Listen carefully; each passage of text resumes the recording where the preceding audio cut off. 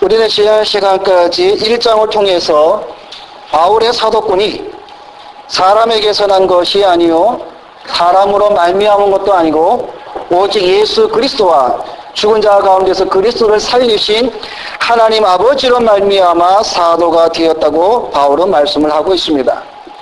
그리고 우리가 잘 아는 이 갈라디아서, 자유에 대해 헌장이 이 갈라디아서를 쓴 사도 바울의 이 글을 쓴 서신의 목적은 바로 이 갈라디아 교회 안에 사도 바울이 원래 자기가 처음에 전하여졌던 참된 복음에서 떠나 다른 복음을 인하여서 이 갈라디아 교회의 성도들이 복음에서 이탈할 가운데에 사도 바울이 이 서신을 기록하였다라고 말씀을 해주고 있습니다.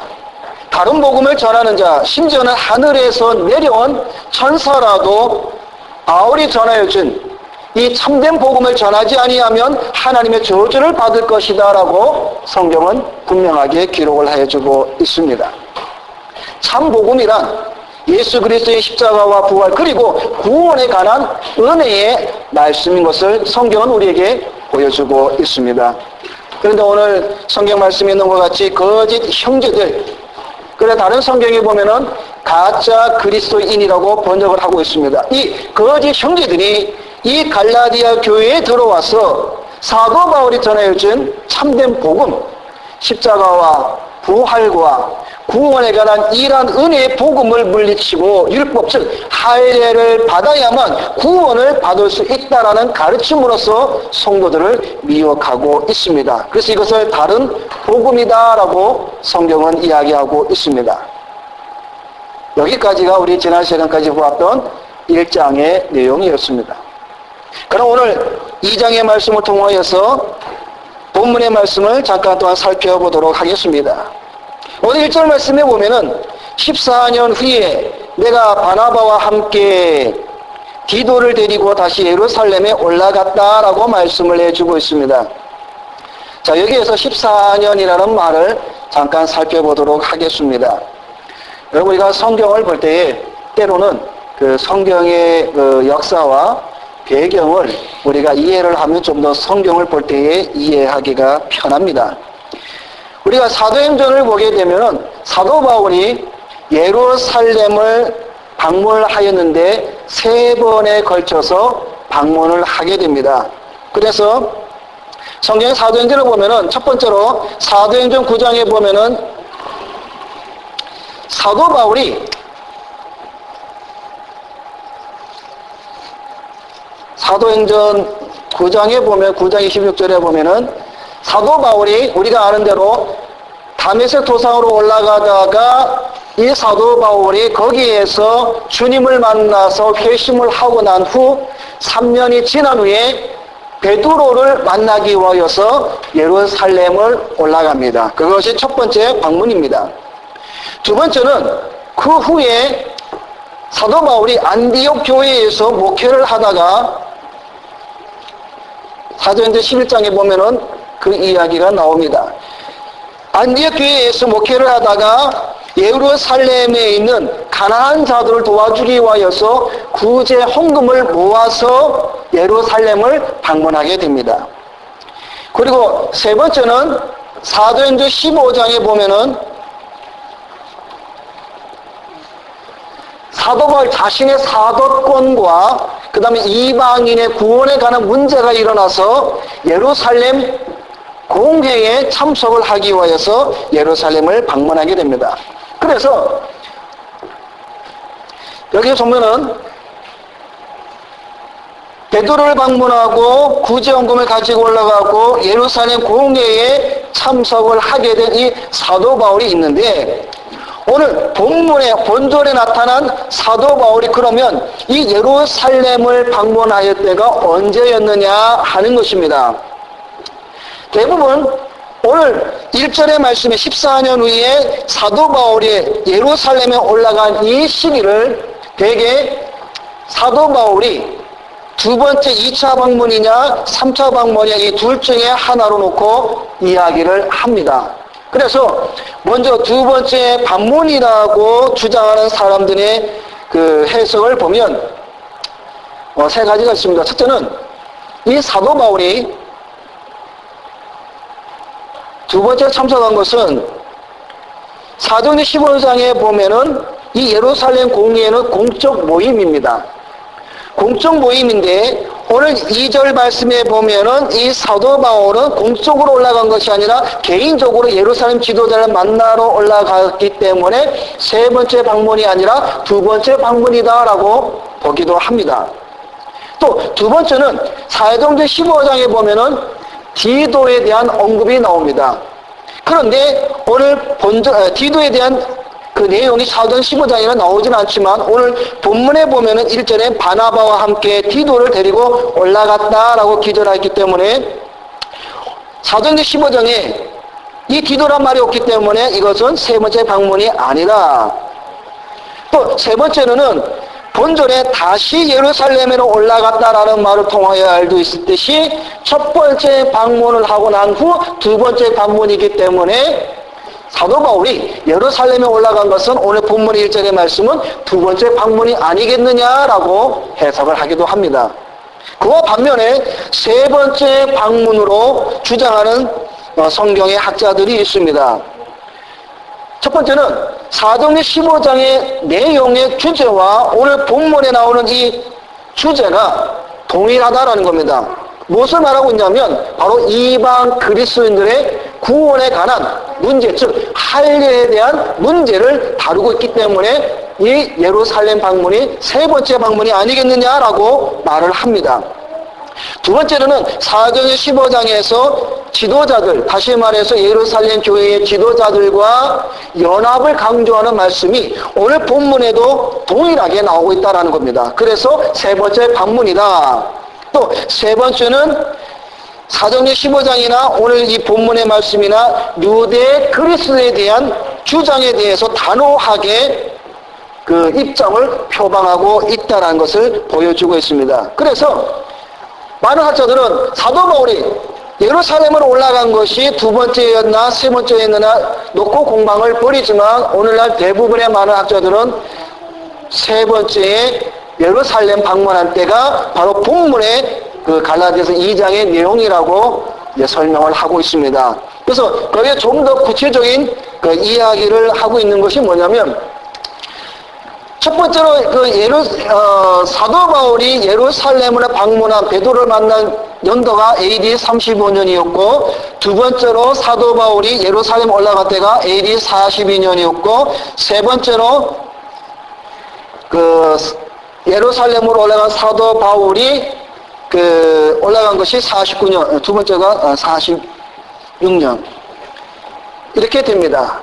그런데 만일에 두 번째로 주장하는 사람들의 이야기에 따르면 46년 올라갔으면 오늘 본문 1절의 말씀에 14년이니까 14년을 빼게 되면 AD 29년이 되고 여기에서 사도 바울이 다메섹에서 회심한 연도가 3년이 더 빼야 되니까 결국 몇 년이 되냐면 26년이 됩니다.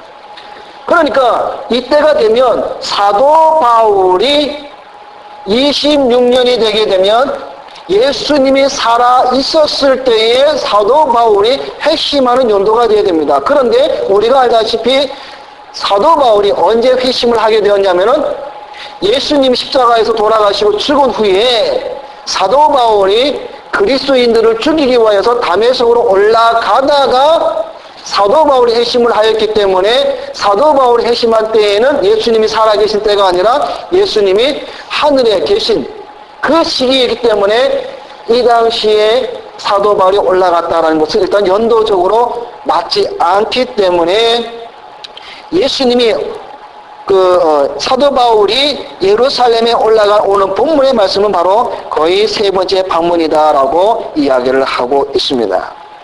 여기에서 대충 여기까지 우리가 오늘 본문의 말씀의 배경을 잠깐 보고 그러면 우리가 여기에서 사도행전 2장에 있는 이 말씀을 우리가 좀 더 구체적으로 알기 위해서는 바로 사도행전 15장과 연결을 해서 우리가 이 말씀을 보아야 이 말씀이 바르게 해석이 되어진다라는 사실입니다. 그러면 사도행전 15장의 내용은 어떤 내용이냐? 사도행전 15장에 보면은 예루살렘 회의가 나옵니다. 예루살렘 회의. 그래서 그것을 예루살렘 공의회라고 말을 합니다. 예루살렘 공의회. 이 예루살렘 공의회라는 말은 뭐냐면 바로 신학 논쟁을 하는 모임이라고 말합니다. 그러면 예루살렘 공의회가 모이게 된 원인이 뭐냐 하면, 이 당시에 우리가 이 갈라디아서의 말씀을 보았다시피 모세의 가르친 그 율법, 다시 말해서 할례를 받아야 구원을 얻는다는 유대교 그리스도인들과 사도 바울의 가르침을 받았던 이방 그리스도인들이 오직 예수 그리스도를 믿음으로만 구원을 받는다는 이 교리와 할례가 서로 충돌을 하게 됩니다. 어디에서? 교회 안에서.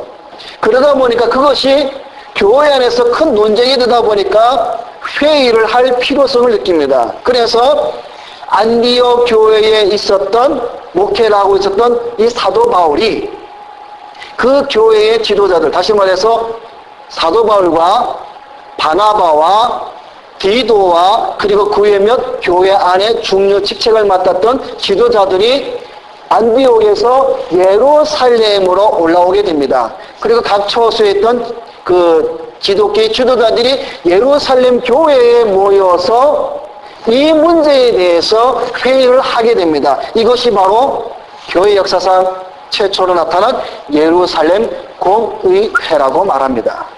그래서 지도자들이 예루살렘 여기에 모여서 이제 회의를 합니다. 회의를 하는 가운데 오랜 토론 끝에 사도 베드로가 결론을 짓습니다. 사도 베드로가 뭐라고 말을 하고 있냐면, 하나님 앞에서는 모든 사람이 평등함으로 이방인들도 예수 그리스도의 은혜로 말미암아 구원을 얻는다라고 선포를 해버립니다. 그리고 나서 그 당시 예루살렘 교회의 수장이었던 예수님의 그 동생인 야고보가, 사도 야고보가 신학적으로 정리를 합니다. 그래서 세 가지를 하지 말라고 말합니다. 첫째는 우상에게 바쳐서 더러워진 것을 먹지 말라. 두 번째는 음란한 행동을 하지 말라. 세 번째는 목절라 죽인 짐승의 고기와 피를 먹지 말라라고 신학적인 교리를 정의를 내려버립니다. 그러나 이러한 교리 가운데 가장 중요한 것은 앞서 제가 말씀드린 것처럼 사도 베드로의 선포입니다.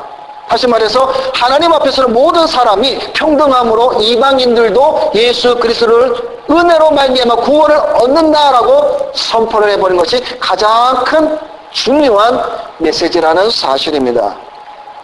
율법이라는 멍에에서 자유를 선포한다라는 것입니다. 그것이 바로 예루살렘 공의회의 가장 큰 중요한 포인트가 바로 이것이다라는 것입니다. 그래서 오늘 갈라디아서 2장에 있는 이 말씀은 바로 예루살렘 공의회에 올라가서 벌여졌던 일들을 좀 더 이렇게 펼쳐서 설명을 해놓은 내용이 바로 갈라디아서 2장 오늘 본문의 말씀입니다. 그런 가운데 오늘 이 본문 2장의 말씀에 보면은 이 사도 바울은 뭐라고 말을 해주고 있냐면, 이 이방인 구원에 대해서, 할례 문제에 대해서 디도를 예를 듭니다. 그래서 뭐라고 말씀해주고 있습니까? 나는 디도라도 억지로 할례를 받지 않게 하였다라고 말씀해주고 있습니다. 우리가 잘 아는 이 할례는 이스라엘 나라 사람들에게 아주 중요한 언약적 행위의 표식입니다. 그래서 이 할례를 받은 자는 구원의 백성이다, 하나님의 백성이다라는 표시입니다. 그런데 우리가 알다시피 시간이 가면 갈수록 이스라엘 백성들은 이 할례가 언약으로서의 가장 중요한 그 의미는 퇴색해버리고 나중에는 뭐가 났냐면 껍데기만 남았습니다. 다시 말해서 할례만 받으면 무조건 구원을 얻는다라고 생각을 해버리고 맙니다. 그래서 오늘 이 사도 바울은 이러한 사상에서 율법 준수와 함께 할례를 시행하는 것이 구원의 조건이 될 수 없다라고 못을 박으면서, 여기 봐라, 디도라도 내가 억지로 할례를 시키지 않았다라고 말씀을 해주고 있습니다. 그런 가운데 오늘 제가 여러분에게 드리고 싶은 말씀은 바로 이것입니다. 바로 우리가 가진 이 자유가 얼마나 큰 은혜인가라는 것을 다시 한번 우리가 깨달아야 한다라는 사실입니다. 우리가 가진 이 자유, 이 자유를 거짓 형제들이 갈라디아 교회에 들어와서 그 자유를 빼앗아 다시 그 자유에서 종으로 이끌고 가는 그 모습이 바로 오늘 이 갈라디아 교회의 모습이다라는 것입니다. 우리가 가진 이 자유가 얼마나 귀한 것인가를 아는 자는 사실 참된 은혜를 아는 자입니다. 내가 가진 이 자유, 신앙에서 이 자유가 얼마나 큰 은혜인가를 아는 자는 정말 참 신앙인입니다. 그리고 소위 은혜가 무엇인지를 아는 사람입니다. 더 나아가서 참된 감사가 무엇인지를 아는 참된 크리스찬이다라는 것입니다. 그런데 내가 가지고 있는 이 자유에 대해서 의미를 모르게 되면 은혜나 감사나 기쁨에 대해서 성경에서 말씀하시는 항상 기뻐하라 범사에 감사라는 이 말의 뜻에 그 맛을 본 자라고 말할 수가 없다라는 것입니다. 여러분, 우리가 지금 자유가 넘치는 이러한 사회에 우리는 지금 살고 있어서 자유가 얼마나 소중하고 귀중한 사실을 모릅니다. 모리는 알지언정 우리는 잘 모릅니다, 사실. 그거 솔직하게 하면 우리 삶이 그렇습니다. 아마 여기 앉아 계신 여러분들 중에 아마 일제 36년 동안, 일제 36년의 삶을 살은 적이 아마 없으실 겁니다. 또 우리가 잘 아는 6.25 전쟁 때 전쟁의 포로로 우리는 살아본 적이 없습니다. 근데 여러분 잘 아다시피 이 종, 이 노예, 이 자유가 없다라는 것은 얼마나 비참한지 모릅니다. 그래서 우리 여기 좀 나이 드신 분들은 그래도 일제 36년의 그 기간이 얼마나 참혹했다라는 것을 우리는 그래도 어느 정도 감정적으로는 압니다. 근데 오늘 여기 앉아있는 우리 젊은이들은 전혀 모릅니다. 그 자유를 잃어버린 종, 노예라는 삶은 얼마나 비참한지를 모릅니다. 다시 말해서 내가 가지고 있는 이 신앙의 이 참된 이 자유가, 이 은혜가 얼마나 귀중한 것을 알기 위해서는 반대로 종, 노예의 삶이 얼마나 비참한 것을 알지 못하면 또 알지 못합니다. 우리가 자주 이런 말을 합니다. 아파서 병원에 누워봐야 건강의 소중함을 안다 그러죠. 그리고 쫄쫄 배가 고파봐야 빵 한 조각, 밥 한 톨이 얼마나 귀중한지를 안다라고 우리는 자주 이야기를 합니다. 여기 앉아계신 여러분들 중에 배고파 본 적 아마 있을 줄로 압니다. 아마 정말로 예전에 먹을 것이 없어서 아마 배고프신 적이 있을 줄로 압니다. 여러분, 한청 이상한 게 들리고 환시 이상한 게 보이고 막 그런 얘기가 들리죠. 여러분 혹시 배고파 봐서 음식 냄새 맡아보신 적이 있으십니까? 배고파 봐서. 저는 딱 한 번 있어요. 제가 중학교 때 한 번 굶주린 적이 있는데 얼마나 배가 고팠는지 너무나 배가 고프다 보니까 무슨 냄새가 나고 뭘 봤는지 아세요? 제가 중학교 때 가장 좋아했던 게 뭐냐면은 켄터키 치킨입니다. 그러다 보니까 제가 배가 고파 보니까 그 치킨집에서 나는 그 닭 냄새, 튀김 냄새가 제 코를 얼마나 솔솔 나는지. 근데 제가 그때 어떤 때였냐면 들판을 제가 걷고 있을 때입니다. 들판을 걸어가는데 너무너무 배가 고프다 보니까 그 냄새가 나고 제 머릿속에는 진짜 만화 그림식으로 닭털 다 뽑힌 통닭 한 마리가 날개짓을 하면서 날아가는 게 제 머릿속에 그림으로 그려지면서 제 코에는 그 치킨 냄새가 나더라고요. 얼마나 배가 고팠는지. 정말 배가 고프니까 별게 다 보이더라고요. 아마 여러분도 아실 겁니다. 배가 고파 봐야 정말 빵 한 조각 얼마나 즐거운지 모릅니다. 제가 가끔 이런 얘기도 합니다. 우리 하늘의 여성이 어릴 때 잘 음식을 안 먹으면 제가 집사람한테 항상 하는 얘기가 있어요. 안 먹어? 그럼 굶겨. 그럼 먹게 돼 있어요. 제가 카레를 못 먹습니다. 제가 카레밥을 못 먹었어요. 언제까지? 고등학교 1학년 때까지 제가 카레밥을 못 먹었습니다. 근데 제가 카레밥을 먹게 된 동기가 있어요. 제가 고등학교 1학년 때 제가 보이스카우트 활동을 하다 보니까 남이섬으로 캠핑을 갑니다. 남이섬 캠핑을 갔는데 우리 그 팀들이 가는 날 3일 먹을 식량을 한 끼 다 먹은 거예요. 그러니까 먹을 것이 없어갖고 우리 저희 팀을 맡았던 그 조장이 각자 코페를 하나씩을 나눠주면서 뭐라고 얘기를 하냐면 각자 알아서 먹을 거를 얻어오래요. 왜 여러분 남이섬에 가면 얼마나 많은 사람들이 놀러 옵니까? 그러니까 코페를 하나를 들고 우리는 텐트마다 가면서 먹을 거를 구해오는 거예요. 한마디로 말해서. 그래서 저는 이제 텐트마다 가고 형님 아저씨 안녕하세요. 먹을 것이 없습니다. 좀 밥 좀 주세요. 쌀 좀 주세요. 감자 좀 주세요. 그래갖고 얻어갖고 와서 먹는 거예요. 그런데 다 먹어왔는데 뭘 했냐면 카레를 했어요. 제가 첫날에 다 먹었다 그랬죠? 점심, 저녁 제가 안 먹었습니다. 왜? 카레를 해서. 그 다음날도 카레. 제가 점심, 저녁, 그 다음 아침, 그 다음 점심 4끼를 굶으니까 이제 카레고 뭐고 제 눈에 보이는 게 없어요. 배가 고프니까 먹게 되더라고요. 제가 왜냐면 그 전에 제가 카레를 먹으면 제가 토했습니다. 그런데 배가 고프니까 먹게 되더라고요. 얼마나 맛있는지 그 다음부터 제가 딱 생각나는 게 먹는 게 어디서 굶어봐. 다 먹게 되어 있습니다. 다 굶어 되어 있어요.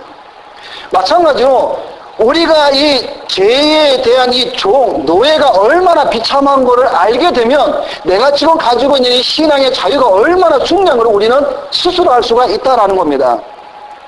종의 삶이 어떻습니까? 그래서 옛날에 보면은 우리가 잘 아는 초대교회 시대의 노예에 대해서 뭐라고 설명해 주고 있냐면 이러한 글이 있습니다. 여러분 그리스 철학자 아리스토텔레스가 있지 않습니까? 그 아리스토텔레스가 노예에 대해서 뭐라고 이렇게 글을 썼냐면 이렇게 글을 썼습니다. 생명이 없는 것들에 대한 우정과 정의란 있을 수 없다. 정말로 말이나 소에 대해서도 그렇고 또한 노예에 대해서도 그렇다. 주인과 노예는 공통적인 점이 아무것도 없다. 노예는 생명이 있는 연장이고 연장은 생명이 없는 노예다라고 말했습니다. 다시 말하면 노예는 생명이 있는 연장이다라는 거예요. 연장은 생명이 없는 도구고 차이가 없다라는 겁니다. 다시 말해서 노예는 사람 취급도 들어가지 않았다라는 겁니다. 그래서 우리가 역사를 보면은 이 노예들은 주인의 손에 의하여서 얼마나 많이 죽기도 하며 인권은 박탈당했으며 그들의 고통과 그들의 비참함은 사실 우리가 생각을 초월합니다. 근데 그런 종과 노예의 삶의 모습이 바로 우리였다라는 겁니다. 과거의 우리였다라는 겁니다. 그래서 성경 우리에게 뭐라고 말씀해 주고 있냐면 너희의 허물과 죄로 죽었던 그래서 저와 여러분은 과거에는 죄의 노예와 종이었다라는 겁니다. 그래서 우리의 삶은 비참하였다라는 겁니다. 얼마나 비참하였냐면 우리에게 찾아온 3가지의 비참함이 첫째는 죽음이었고 둘째는 저주였고 셋째는 걱정과 염려였다라는 겁니다. 그것이 우리의 삶의 비참함으로 찾아왔습니다. 그래서 우리는 누구든지 죽음 앞에 벌벌 떨 수밖에 없으며 우리는 누구든지 저주 아래 우리의 삶은 불행과 재앙으로 가득 찼으며 우리의 삶은 늘 염려와 걱정과 근심이 우리의 무거운 어깨를 눌러 있었다라는 사실입니다. 그게 바로 우리의 죄의 종, 노예였던 과거의 우리의 모습이었다라는 겁니다.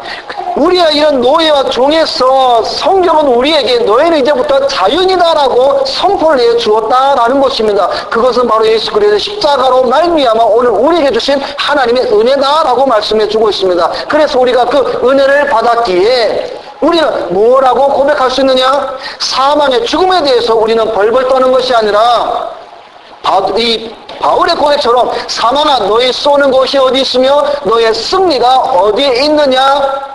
오히려 우리는 사망에 대해서 조롱할 수 있는 파워를 가졌다라는 겁니다.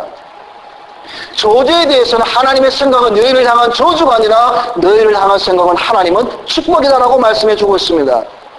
우리의 땅에 살면서 얼마나 많은 걱정과 염려와 근심이 있습니까? 그러나 그 가운데 하나님은 우리에게 말씀하시기를 너희는 마음에 근심하지 말라. 하나님을 믿으니 또 나를 믿으라라고 하나님은 우리에게 말씀으로 위로하고 있다라는 사실입니다. 이러한 자유를 가진 우리가 다시 예전으로 돌아가서 죄의 종의 노예의 삶을 살아가면서 무엇을 먹을까, 무엇을 입을까, 무엇을 마실까라고 세상의 걱정과 염려와 죽음이 내 앞에 들어왔을 때 그 죽음 앞에 벌벌 떠는 그러한 삶의 우리의 모습이 이제는 아니다라는 것입니다. 그래서 사도 바울은 오늘 우리에게 말씀해 주기를 너희가 가진 자유, 우리가 가진 이 자유를 이 원수 마귀는, 거짓 그리스도인들은, 거짓 선지자들은 우리가 가진 이 자유를 빼앗아 다시 우리로 하여금 죄의 종노릇으로 만들어 버리는 삶이 오늘 이 시대에도 있다라는 겁니다. 결론적으로 말씀을 드립니다. 오늘 우리가 가진 이 자유는 바로 하나님의 은혜로 말미암아 얻은 우리는 선물입니다. 행위로 말미암아 구원을 얻고자 하는 자들, 나의 선한 공로로 구원을 얻고자 하는 자들, 나의 착한 행실로 하나님 앞에 뭔가 조금이라도 내세울 만한 공로를 찾는 자들, 다 거짓 형제들이라는 겁니다. 오늘 저와 여러분의 사도 바울의 고백처럼 우리가 가진 이 자유가 얼마나 큰 은혜인가를 아는 자는 우리의 삶 가운데 하나님 앞에 우리는 감사와 찬송과 영광을 돌려드릴 수밖에 없다는 사실입니다. 여러분이 가진 자유, 아까 무슨 마귀 사단이 그 자유를 빼앗아 가지 아니하는 그런 믿음을 가지는 또 그런 것을 담대히 선포하는 여러분이 되시기를 주님의 이름으로 부탁을 드립니다. 기도하겠습니다.